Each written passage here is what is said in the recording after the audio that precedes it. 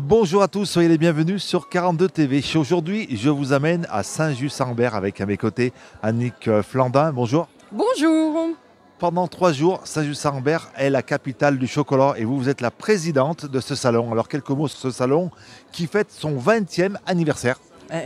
Voilà, en 2003 est né un tout petit salon à Saint-Just-Saint-Rambert. Un petit salon où il y avait 6 exposants chocolatiers. Et 20 ans plus tard, le salon a poussé les murs et a investi le quartier historique de Saint-Rambert. Au pied de l'église, là, vous avez plein de chocolatiers. Également, un autre espace, les salles de l'embarcadère. Et là, vous allez de salle en salle découvrir les chefs-d'œuvre, on peut le dire, que réalisent les artisans et presque les artistes chocolatiers et pâtissiers de la Loire. 2 sites, vous le disiez, donc un salon qui est né il y a 20 ans, 6 artisans. Pourquoi avoir choisi de mettre à l'honneur le chocolat ici à Saint-Just-Saint-Rambert? À l'époque, en 2003, c'était une initiative de l'Office de tourisme. Et nous avons choisi avec la municipalité de faire perdurer ce salon en créant une association que je préside.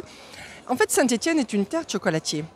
Parce que les Rambertes qui quittaient Saint-Just-à-Rambert, Saint-Just-sur-Loire, pour emmener le charbon direction Roanne, Orléans, puis Paris, eh bien, certains de ces bateaux remontaient jusqu'à Saint-Just-sur-Loire et un industriel ingénieux a eu l'idée de faire revenir des cabosses de chocolat. Et donc, à La Fouillouse, à Saint-Étienne, ont été créées les premières chocolateries, on va dire industrielles, mais c'était des petites industries. Et voilà comment l'histoire du chocolat est née sur Saint-Étienne et sa région. Et nous avons des artisans de renom. Bon, à Saint-Just-à-Rambert, nous avons la muscadine, le chardon bleu que l'on ne présente plus. Et parmi nos 36 exposants cette année, nous avons des meilleurs ouvriers de France, Philippe Bel.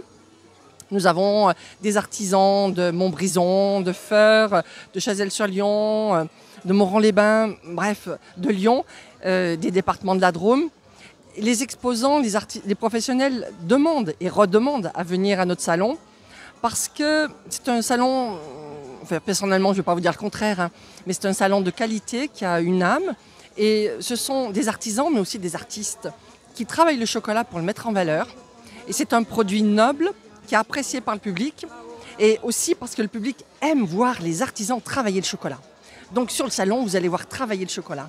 Et puis le mois de novembre, on a quelques semaines de Noël, la date est l'idéal. C'est vraiment devenu le salon incontournable du chocolat dans la Loire. Oui, effectivement, on ne peut pas dire le contraire. Le public, environ entre 18 000 et 21 000 personnes tous les ans, vient et revient. Certaines personnes découvrent pour la première fois le salon. Et si on leur pose la question, ils apprécient parce que la météo convient, la météo de novembre donne envie de manger du chocolat. Et nous sommes à quelques semaines de Noël. C'est l'occasion de se faire plaisir et ensuite de déguster en famille du chocolat chez soi. Donc c'est un beau produit que le chocolat. Alors il y a bien sûr des artisans, il y a des animations aussi peut-être pour les jeunes enfants ou pour les familles. Alors, vous pouvez mettre la main à la pâte de cacao. Alors, les enfants, vous avez l'Institut des métiers de Saint-Étienne qui crée des ateliers crête à tablette de chocolat. Donc, les petits-enfants adorent. Mais vous pouvez, plus adulte, créer votre liqueur de chocolat. Et puis, cette année, surtout, ce sont les masterclass. Et les masterclass, qu'est-ce donc? Ce sont des professionnels, des restaurateurs étoilés.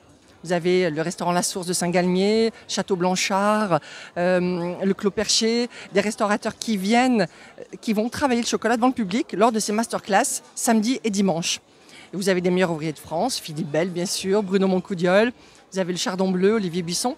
Donc tous ces messieurs vont travailler le chocolat devant le public et vous pourrez les questionner, repartir avec vos recettes et voir si vous réussissez aussi bien. Voilà, donc ils sont accessibles sans problème, répondent aux questions du public. Alors, vous êtes forcément gourmande pour créer un salon comme ça, il faut être gourmande. On peut être gourmand, mais il faut surtout aimer le travail bien fait. Et si les artisans sont là, ce sont des gens qui aiment le travail bien fait. Et nous, les bénévoles, on aime également le travail bien fait pour que ce soit un beau salon et que vous, les visiteurs, vous soyez contents de venir à Saint-Just-à-Rambert. En tous les cas, on se donne rendez-vous, c'est tout le week-end, ça a commencé aujourd'hui, samedi et dimanche. On peut stationner très facilement, c'est l'entrée gratuite. Venez nombreux. Dès 10h du matin, n'oubliez pas que le salon est ouvert dès 10h du matin, puisque les après-midi, il y a toujours plus de monde, c'est normal. Mais entre 10h et 15h, là, vous avez vraiment accès au chocolatier et vous pouvez discuter avec eux. Ils en seront ravis puisqu'ils vous font déguster leurs produits. Allez, dernière question, votre chocolat préféré, favori, c'est lequel? Ah, le chocolat noir, hein. Mais pas les plaquettes trop épaisses. Le chocolat assez mince et craquant. Voilà. Ouais.